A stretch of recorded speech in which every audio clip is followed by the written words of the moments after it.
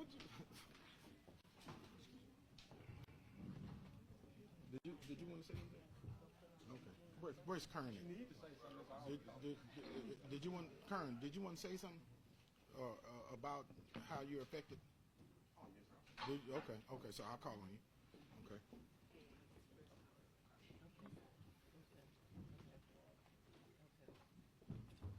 Josh, come on up. Or either right here. In that slot right there. No, right there. Yeah. Thank you. That's your spot.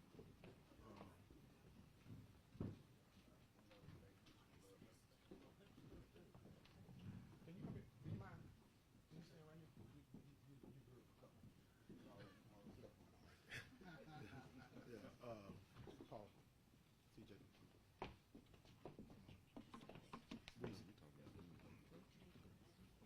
Okay. You need him to get this agenda? Oh, okay. Thank you. Yeah. There we go.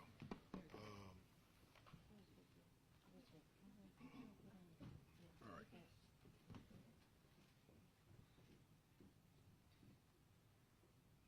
All right. Going over notes. First of all, good afternoon, and thank y'all for being here. I want to first, thank the mayor and Chief Davis and her team, Colonel Shabazz. I want to also welcome y'all to the capital of Memphis, Raleigh. Yep. 38128, and you are in the right house right now, and so we appreciate y'all being here. But on a serious note, last summer, before I do that, I better say this. The individuals that are here, of course, obviously Chief Davis, Colonel Shabazz, the mayor, obviously, Chief Buckner from the Sheriff's Department. I see Chief Crow back there, Councilwoman Barbara Cooper-Sutton. Where's she? Oh, there she is. Right. Darren Good, Valerie Matthews, Tamika Williams, the Joint Office of Neighborhood Safety, Forrest, what's your last name? Edwards, Forrest Edwards. I apologize for that. Our whole team, our family, I see, Leon Jones, Talisa Franklin, and Willie Brooks is here, our register of deeds also, and my team at the office, Angelica and Josh. And so let me say this. Let me start with this. Back in the summer, last summer, I received a phone call from a young lady who owns a daycare in the Yale Road area, and she had some concerns about activities that were happening next door to her daycare. And some of those activities included shooting, fights, drug sales, and then it got personal. Police were called, and the individuals that were perpetrating those crimes, they scattered, and then they ran through the daycare playground area and started stashing the drugs and the guns that were in the backpacks over her fence. That was the first call. And then she called me again, and they had moved the basketball goal next door to the check cashing place. And let me be clear about the address that I'm talking about, because I'm not going to hold back any punches on this today. 5125 Yale Road, Discount Tobacco. So 5125 Yale Road, Discount Tobacco, you are on notice, right? And because all of the criminal activity that's been emanating from that address has been problematic. And so let me finish this story. So they put a basketball goal next door to the check cashing place in that strip center, and then they started dumping tires and having car washes and selling drugs and gang initiations, things of that nature, between the daycare and the strip center. And so, I had all of the stuff, the dumping, the tires and stuff, and the basketball goals and all that stuff cleaned up and removed. And I never forget, this is just a funny side note, y'all. I pulled up and I saw some guys with a Kroger basket pushing trash in that parking lot. And I pulled up and I had some words with them and kind of cursed them out a little bit and said, what are you doing? And the person recognized me and he said, oh yeah, he called me the city council person. And I told him that was a demotion. But He told me, no, I'm cleaning up. I'm picking up trash and taking it over there to put in the trash. And of course, I apologize for my words, but he's a business owner over there also. And then later he called me and said that, this business that's over here in, a few doors down from mine is, it's a lot of activity going on, gang activity, fights, shootings, this and that, so on and so forth.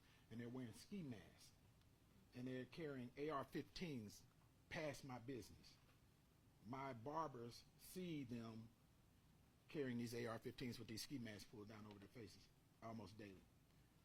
And then there was a shooting, a shootout rather. Same address, 5125 Yale Road. I'm going to brand that address today. 5125 Yale Road, shootout. One group tried to steal the sneakers of another individual. That individual ran into that building, that store, Discount Tobacco on Yale Road, 5125 Yale Road, and a shootout ensued. One group was shooting at another individual, but the bigger group that was shooting at the other individual had a 10-year-old boy that was ducking behind the car with them as they were shooting and chasing this individual out onto Yale Road shooting. It's unacceptable. And so when that happened, the daycare, 9 parents came and pulled their kids from that daycare. You think about that, 9 times $300 per week. That's almost $3,000 per week lost in revenue, lost to that daycare. 2 employees were relieved of their duties because the revenue that supported their jobs is not coming in to that daycare anymore. And that daycare took an economic hit. But let's move further. What about the homeowners that live in that neighborhood and the hit that they are taking to their home values? All because of these actors that have not been put in check. And the business owners and the property owner that is allowing these activities to take place in their businesses. And before I get further into the mechanics of the bill, I want to add a real face, real life to this, right? Because I think it's important for us to understand the toll that this is taking on our communities. We see this in the media every single day. Shooting happened here, shooting happened there, shooting, kill, murder. But we hardly ever get to put a real face on and tie it to the story and how it's affecting them. I'm going to bring Kern Gamble up to the podium. Kern called me and was telling me he's a small business owner in that same area. He called me and told me that, my customers are afraid. My business is being affected. The one thing that really broke my heart was when he called me and he said, "Is there any money for business relocation?" And because some of these concerns were being brought to me before session, I begged him to just hold on, please, just hold on. Let me get to session in January so I can work on this legislation to bring it forth. Ladies and gentlemen, Kern Gamble. Good afternoon, ladies and gentlemen. I thank you all for being here today, and I thank Brother Antonio Parkinson for helping me out. I thank Colonel Shabazz for helping me out and just trying to make a difference. Graduated from barber school in 1997. My dream was to own my own barbershop. God allowed that to happen for me. Been in business 11 years now, and I'm fighting to stay in business. I done lost like 8 employees. I done lost hundreds of customers. Just lost another barber. And just yesterday, the same thing happened again with the same group of boys. Same 10-year-old boy had a butcher knife this long. So what do you do? The ski masks and assault rifles, they came pulled on my door at night. I had to call the police and I asked, can I shoot through the door? They said, no, you can't do that. So how can I distinguish between a customer and a robber when they're wearing a ski mask and an assault rifle? It's a hard job. So I'm fighting to stay in business. I love my customers, but I lost them all. So I don't really know what to do. And I just hope there's some help out there to make a difference in this community. Thank you. Thank you. These are real life stories. These are stories that are affecting communities. And we have another one. Cynthia, you want to come up? Cynthia Smalls is the owner of Elite Child Care, and I don't want to be the person to tell her story. I want her to tell her story. Cynthia. Good morning. Sorry for my attire. I just left work. And can you see me? I own the daycare next to the discount tobacco store that he's speaking of. I've been there 6 years. The first couple years, it was fine. It's been going down tremendously. Just yesterday, we had guns, children just running across the parking lot. You can see the guns that they have in their waistband. They're hiding behind my building. Like Antonio Parkinson said, I lost children. I had to lay off workers. This is affecting not only, me financially, this is affecting families. They have to relocate. They were hiding drugs on the playground. We do checks every morning because we have to make sure our children are safe. My main thing is, like I was telling Parkinson, something has to be done. We don't want to relocate. We love Raleigh, but something has to be done to combat all of this crime. And it's the young people. Like, I don't know what we can do to get them to deviate and do other things, positive things. But as a business owner in that community, and I have little lives in my hand, it's my responsibility. So, no, we don't want to relocate. We're in the process now of expanding. But now that I see that the work is being done to combat, and I see the patrol coming out, and they're making sure that that area over there is staying clear, I have a little hope. Because at first it was just going rampant until I reached out to Parkinson, and he was on top of it, and as well as Commissioner Caswell. So they stayed on top of it. MPD, we appreciate you all. We just won't change. I just want to make sure my babies are safe so that we don't lose money, and most importantly, we don't lose lives. So thank you. Tell me about the day of the shootout real quick. The day of the shootout, my children were scheduled to go outside at that very time. For some reason or another, we decided not to. And we thought it was fireworks because it was so many. And I was like, okay, let's just activate our safety plan. Took the children to the area, relocated them. And the parents were coming in, they were scared. Of course, I don't blame anyone for pulling their children. It's safety. Okay, so when they pulled the children out, like you said, I lost 9. I lost 2 workers. But that's scary. If we had been out there, it was nothing for those bullets to fly over there in that playground area. And I just feel like that's my responsibility. It's going to, even though, I can't control what goes on over there, but I have to control what goes on my property. And so that was my responsibility. But it was scary, but we went to Capitol, and we spoke about it, and I spoke to everyone about it, and finally we're seeing change, and I'm just grateful. So thank you all so much. Okay, and one more. Thank you, Cynthia. I want to bring Forrest up to speak to this address, and we're going to get into the mechanics of the legislation in regards to House Bill 1050. Forrest. Thank you. Good morning. In September of 2021, Daryl Jenkins was working at his job at the O'Reilly Auto Parts, which is adjacent to 5125 Yale Road. And Jenkins was taking the trash out during his duties at work when he fell victim to gunfire and was deceased on the scene as a result of gang and narcotics activity at that location. You're going to hear from Representative Parkinson about this new legislation that, had that been in effect at the time that this murder occurred, it would have established clear and concise guidelines on deeming a property a public nuisance. And this legislation will be monumental going forward to establish when a business is in violation and putting owners on notice that you have to do your part to be a responsible business owner in this community. Thank you. So I wanted to lay out the case, as to why, we feel that this legislation, House Bill 1050, is going to be an incredible game changer for not only the city of Memphis, but the state of Tennessee as a whole.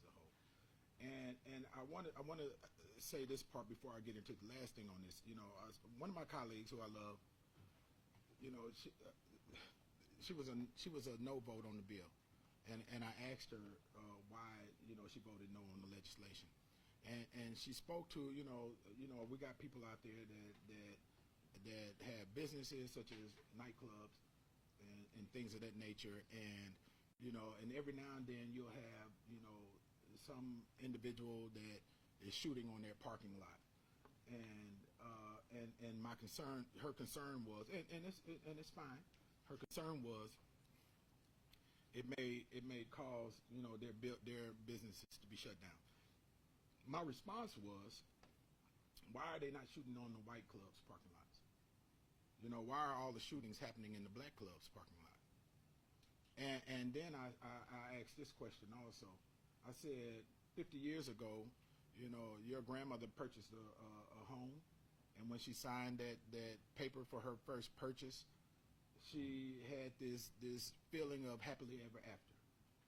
And then you have these individuals that they move these places like 5125 Yale Road Discount Tobacco into these communities, and they start selling ski masks, and they start selling the AK-47 pendants and gang bandanas and gang-colored items for this certain group of individuals, this certain target demographic market that they're selling to.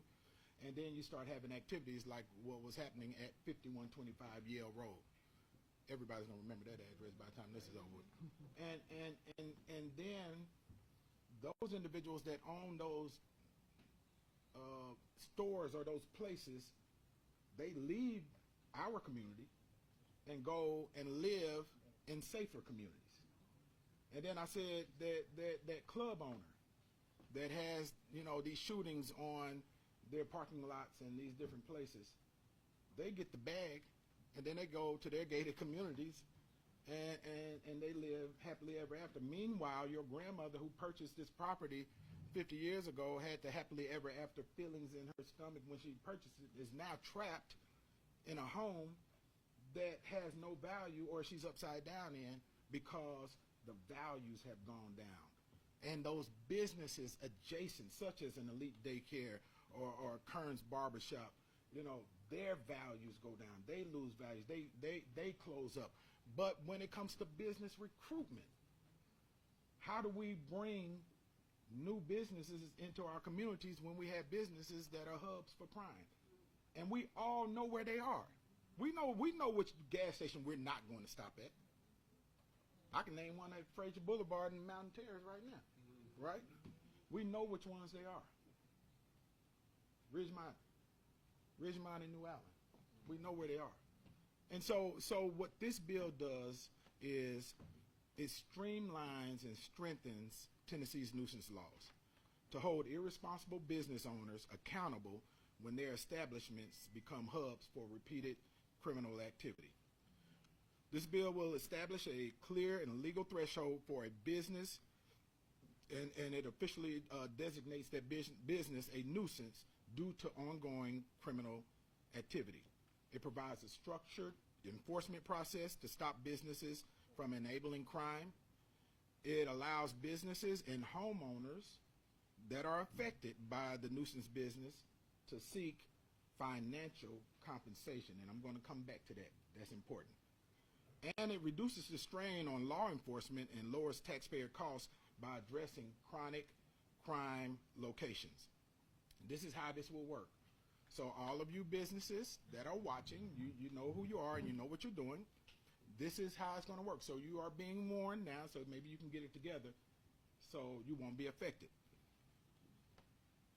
A business is declared a nuisance if it has 3 or more separate criminal incidents, and these are arrests, warrants issued, citations within a 24-month period. These are not petty crimes. We're not talking about shoplifting. We're not talking about, you know, somebody loitering for the, well, we might be talking about that, but we're talking about sexually related offenses, drug-related offenses, assaults or violent crimes, firearms-related crimes, property-related crimes, juvenile-related crimes, prostitution for you hourly motels. Prostitution. And after receiving, after those 3 arrests or incidents, after receiving official written notice from either the DA, the city attorney, or the county attorney, that individual, or that business, if there's one more infraction, they'll be seeing the plywood going up on their doors and windows, and they'll be brought to court. Now, they will have their due process. They will be able to go before the courts, make their case, and it's not just for those individuals that are operating the business, but it is for the property owner as well. And I think that's vitally important. Now, here's to me is what is the best part of this legislation to me. That's a great part because it'll streamline the process.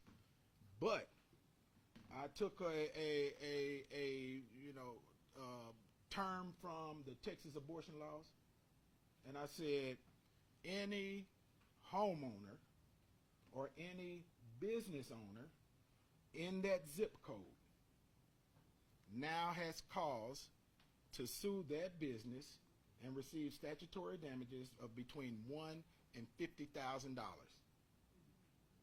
Think about what I just said. Any in the zip code. So 5125 Yale is over here, but Scenic Hills also shares the same zip code. So Charlie Caswell, you can sue for damages in Scenic Hills based on what Discount Tobacco is possibly doing over there in their establishment. And so that's any. And so if you think about it, if you have 10 individuals that own businesses, Kern or Elite, and homeowners who's being affected, that's $500,000 possibly that business might have to pay to remedy the losses to either that homeowner's property or that business's business or even reputation to that community. If my relatives don't want to come see me because they are afraid to drive down Yale Road to get into my neighborhood, that is an issue. That is damage to me. And so these businesses will be able to seek those damages to their establishments and to those homeowners. And so with that, I will pause right there, and I will bring up our wonderful mayor to come and say a couple of words, and we'll get the chief and everybody else up. All right, thank you, Representative. We really appreciate the work that you're doing for this community, and thank you for being a listener, for someone who listens to the constituents and turns it into action. We happened to have some conversations just last year where we brought together state legislators, law enforcement agencies from across this community, and we talked about what types of actions we could take to bring safety to this community, and this is born out of that. And so I really appreciate you for being proactive in ensuring that our community gets the safety that it deserves. Businesses in this community need to do business in the right way, and we need to make sure that we are protecting our residents. And I think it's really important that we are not harboring criminal activities. And so I'm proud to see this legislation moving forward. I think it's a part of a multi-pronged strategy. And as I think about the last couple of weeks, we've seen far too much violence in our city.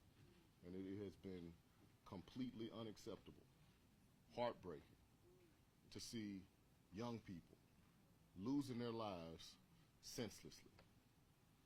It makes absolutely no sense, and our officers are working incredibly hard around the clock. We have all types of initiatives and programs. We're talking about one today. We talked about the Downtown Command Center yesterday and highlighted new technology that's being installed all across this city, where we have 228 new intersection cameras, where if someone commits a crime, we're able to quickly identify who they are, where they are, and track them to their locations. And it's already reaping dividends. We've captured some individuals that were responsible for some high-profile incidents as a result of the technology that's been installed. Our officers have been conducting Code Zero, where they have saturated areas where we've seen crime peaking in communities and precincts. It's the modern version of Blue Crush, which I know many people know and understand. We have a broad gun violence reduction strategy where we're mapping out criminal networks and people that have used guns in this community for the past 2 years. And we're concentrating our efforts on identifying specifically who those individuals are so we can bring the heat down on them, because we are not going to accept this anymore in our community. But I want to ask our community to also step up. As we talk about all of the work that our government officials can do, these young people is somebody's son, it's somebody's nephew, somebody's cousin, it's some OG in the neighborhood who know these young folks that need to be speaking some life into them and changing the course of their trajectory. For the parents, the guardians, if you see a young person walking out of your household with a hoodie on when it's hot outside, with a backpack on, and it's not a school day, you need to ask some questions. You need to check the backpack. We need everybody in our community to be a part of this solution. We cannot allow our young people to continue down this path. You doing that check is going to save their life. Just yesterday, we lost 2 young men right outside of BTW. It's crazy. And our community cannot continue to go on this way. As mayor, as government officials, we're going to do everything we can to make sure we're bringing all the heat that we can. But we need the community to step up and be a part of the solution. I'm going to ask Chief Davis to come forth, and she'll talk about some of the strategies underway with MPD, but I want the takeaway to be that we're all in this together. This is no one-person thing. Everybody has to be a part of changing the direction of this city. Thank you. Thank you. Thank you, Representative Parkinson, for convening us today, because the work that we are doing in the Memphis Police Department directly connects to businesses in our city, to this House bill that we hope that just continues to go through the Speaker's desk and gets approved, because the Memphis Police Department needs legislation that helps to untie our hands and get to the root causes of problems in our community. We have great businesses in the city of Memphis. However, the locations that were mentioned today, my staff and I have been to those locations personally to see exactly what type of activity is going on at these places. And it's not just that location here in Raleigh-Frazier. There are locations like this all over the city that we need to address, because there's no sense in any business selling ski masks in July.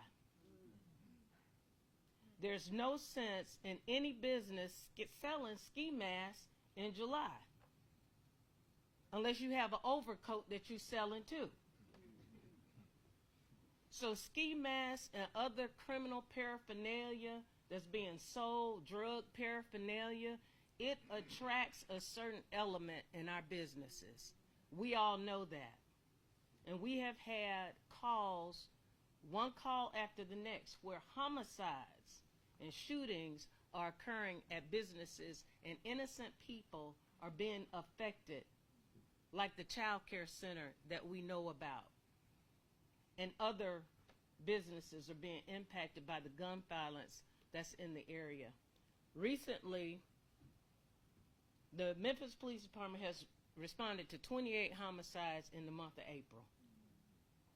That's 28 people gone from our community. Some of it is gun violence, some of it is gang violence, some of it is domestic violence, but all of it is nonsense. All of it is nonsense. And so we're appealing to the community to help us. Parents, get your children. That was the C.J. Davis that came out of me. Get your children. If you want life and if you love your children, help them stay alive by paying attention to them, just like the mayor said. Either they will die to gun violence or they will end their lives in jail. Either way around, we have a very, very catastrophic situation in our city that all of us need to be concerned about. But the Memphis Police Department and our law enforcement partners that stand here today, we can't do this by ourselves. We really can't. We have to get to the root causes of problems. Recently, we have executed over 1,900 felony warrants on individuals that have been committing violence in our city because we created a fugitive unit to help augment the Sheriff's Department's efforts in apprehending violent felons. We've taken these individuals off the street, but as we can see, it's not enough. And it can't be just one-sided. We're also working with our federal partners. We're getting ready to take every case that we can to federal prosecution because we want our citizens to be safe. And I'm not talking about one-time offenders or misdemeanors. I'm speaking of individuals that continue to commit gun violence in our city. It has to stop. So we've ramped up our fugitive unit. We've ramped up our homicide unit. We've ramped up our task forces, our specialized units in the Memphis Police Department, and we're augmenting all of that with federal agents, federal partners, local agencies, so that we can be laser focused on the individuals, not the communities. We don't want to cast a wide net on our community. But we're going after the individuals who are committing crimes in our city, those people who have been tagged as gang members and other even domestic violence offenders who commit domestic violence assaults over and over again, victimizing members of our community. So I thank Representative Parkinson, the mayor, and all of the elected officials that are here today that continue to support the Memphis Police Department, that understand that legislation, gun legislation, nuisance business legislation, legislation helps us to address problems in a more sustainable way. So we thank you, we support you, and we appreciate this opportunity to speak. Thank you. Thank you. And I want to bring up our other law enforcement partner, Chief Anthony Buckner from Shelby County Sheriff's Department. All right, well, good morning. Good morning. So Representative Parkinson, thank you again for your work on this particular bill. One thing that I can speak to is for the deputies who receive these types of complaints. For the sheriff's office, we literally have to take a deputy out of service and spend weeks piecing together a case to present to the district attorney's office when we have such complaints come into our office. And so it's a strain, and it's frustrating because it's hours and hours and hours of time that's dedicated to an administrative duty. And so we appreciate the efforts. I think the community has called for action from all the people who are standing here behind me. And so thank you so much for this effort. And I just want to speak real quickly to the community in which we live. So right now, as I stand here, we have about 2,610 men at 201 Poplar. The jail is filling up quickly. There's very little space left. Our community have to change.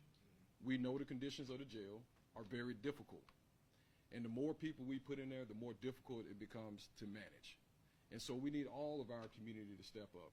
As the mayor said, I'm 46 years old, but I had a mentor come in my life at 8 years old who is still in my life today. The power of one person can change the trajectory of a child.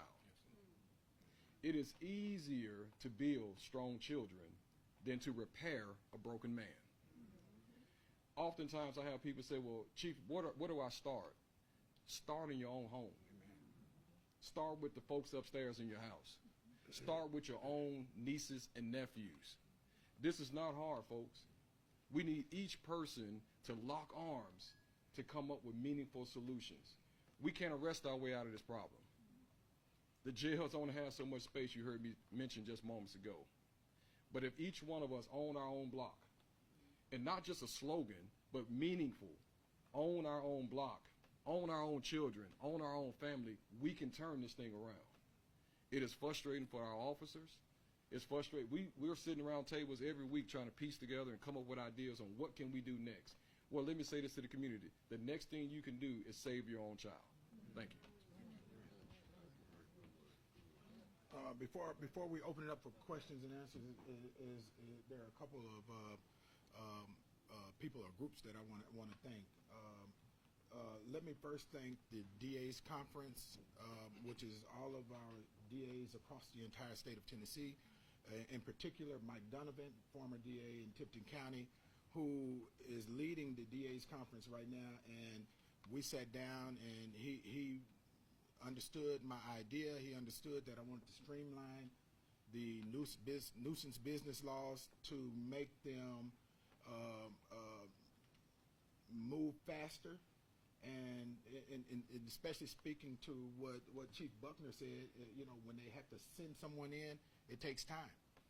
They want to send someone in for an underage buy, it takes time. They might not sell it to them on that day. And so you have to do it again or try something else. But when Ms. Smalls reached out and we got the DA on the phone, and he said, you're going to have to be patient with this. I think you remember, Cynthia, he said you're going to have to be patient because it takes time to gather the evidence. But Mike Donovan and DA's conference, they understood my will, they understood my post, they understood what I wanted.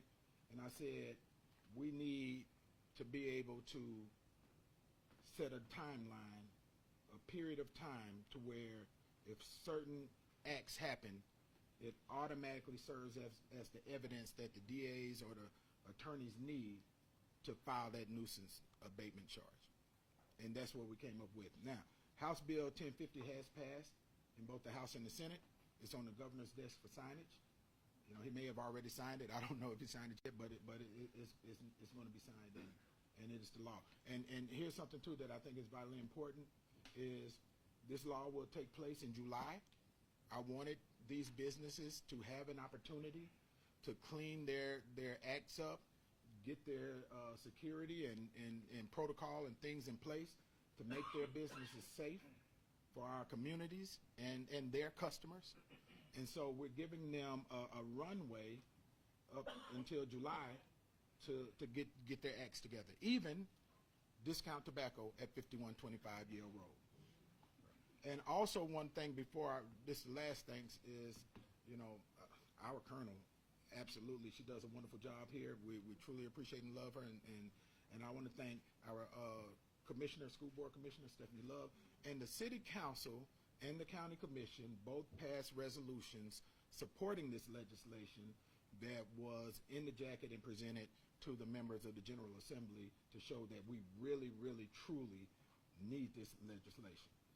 And we were able to get it passed. And so all of us are partners in this, and we want to see our communities thrive. And so, again, thank you all. Truly appreciate you, Mayor. Everyone truly appreciate you. And now we'll open up for any questions. I'm Martin Staunton with Fox 13 News. Yes, sir. My question is, you guys mentioned it already, all the shootings this week in the Fraser area, capped off by the tragic murders of those two high school seniors yesterday. How important is it for the governor to sign this bill before summer comes and more kids are out of school? You want that? Yeah, Okay. I can speak to that. We advocate for this bill. It's important, not just this bill, but other legislation that helps us keep our community safe. As I mentioned before, it's important for all law enforcement resources to be at the table and for our community to be involved as well. We are victim focused right now. Who is the next victim? Which business is the next victim? Because our businesses are victims too, as we heard from a businessman just now. We want his business to thrive. I'm thinking of how can we get more business over to his location, so that people can feel safe, going to cater to the businesses in our community without them shutting down. So this legislation is important, and it's important that it be signed, as soon as possible, because we plan to use it as a tool in our toolkit to go after businesses that are ignoring what the community wants. Thank you. What weapons were used in the shooting in South Memphis yesterday, and does the police Don't know, have not gotten details on the weapons. There were several different weapons on that scene, but we don't have that specific information right now. And there was a lot that's going on in that particular situation. It goes to some of the gang violence, and we believe that it was a targeted Chief David, incident. what would it actually take to prevent the shooting crimes, especially when it comes to these young people? It's going to take more engagement. You know, young people live somewhere. When they're gone at 2 o'clock in the morning, someone knows that they're gone.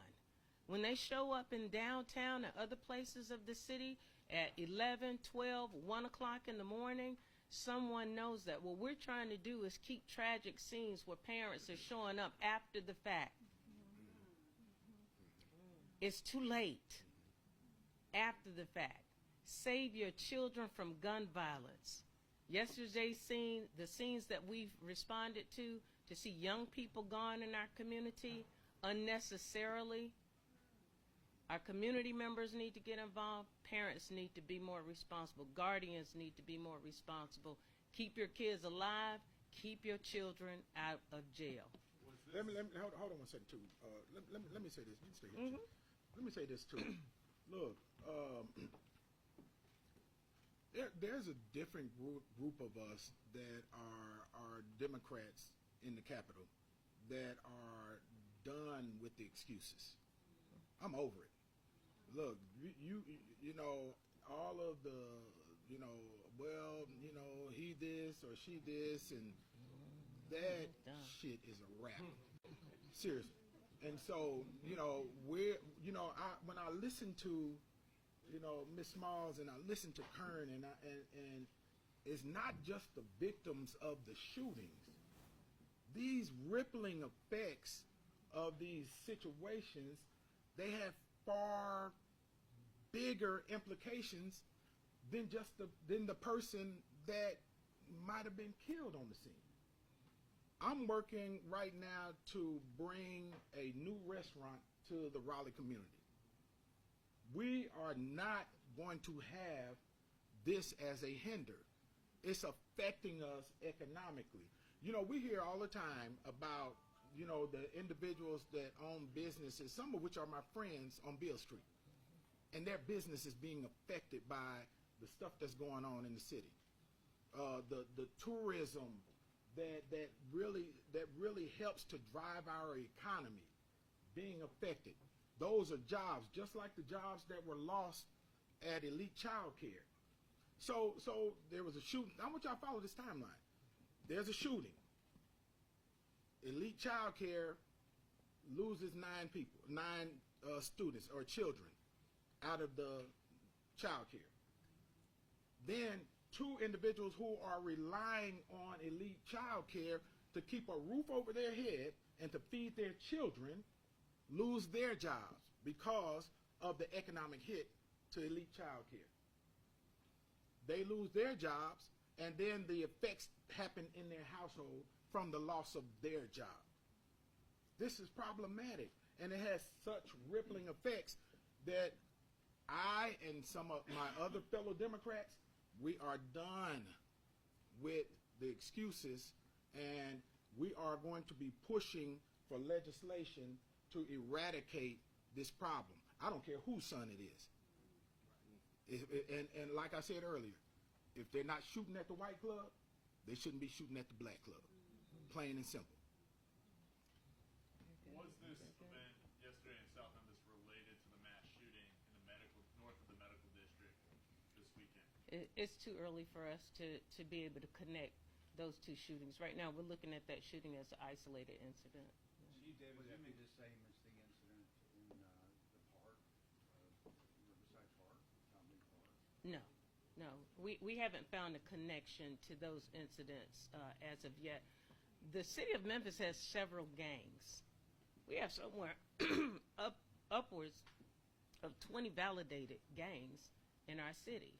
And we are working to identify individuals who are participating in gang activity that hang out at locations like the stores that we just finished, talking about. But we're trying to address these problems from a myriad of directions, through legislation, through working with business owners, and as mentioned before, you can't sell paraphernalia that's used to commit a crime and not expect that paraphernalia not to be used against you as a business owner. You can go to other communities outside of minority communities. You won't see ski masks hanging in the businesses. Thank you. Thank you. You just won't. So we are really trying to approach this from a common sense standpoint and really making a clarion call, not just to law enforcement, because we're not going to take responsibility for everything that's happening in Memphis. We don't have the resources to do that, but we're going to do everything that we can with the resources that we do have to do the work and get it done with the help of our community, with the help of the school system, with the help of businesses, with the help of our lawmakers, our elected officials, to change the trajectory that we're seeing right now. We had a good year last year. Crime is down in every other category, but violence is hard for anybody, any one person, any one entity to be able to intercept. We can't stop and frisk everybody in the city. We don't want to stop and frisk everybody in the city, but parents can frisk their own children. That's right. When we find children or go in a house and a Draco is in the bed with the child, something is wrong with that. Chief Davis, All right, the last question. Okay. Chief Davis, you mentioned taking more of these cases to federal court. Yes. Why is that? Stiffer penalties, especially for serious violent offenders. And we're sending a message. People have a chance. There are all kinds of resources. The mayor's office, this administration, the county, we have resources to help people leave a life of crime. We have resources for parents to help their children go in another direction. But if they decide that they don't want to move in that direction, we're protecting the citizens of Memphis. We're going after you with a heavy hand, and we're going after you federally if we can, or through the state process, whatever it takes to stop the violence. All right. Thank you. Last question. Thank you, Yes, sir. thank you. So, when this bill, if the bill is signed, what's the metric to measure success? How are you going to know it's working? We'll know it's working immediately because these crime hubs will be boarded up and shut down. And we know where they are. I'm telling you, we know where these spots are in our communities. But there was really never a tool that can expedite that process. And so as soon as we start seeing these crime hubs shut down and we start seeing more responsible businesses open up, that's our measurement. And let me say this last thing. It says businesses on this bill today, but in January when I go back, I'm changing the word out, business, for residents. Come on. And so we're going after those houses. All right. Thank you, guys. Appreciate you. Thank you. Hey, man, great job. Man. Man, bless you, man.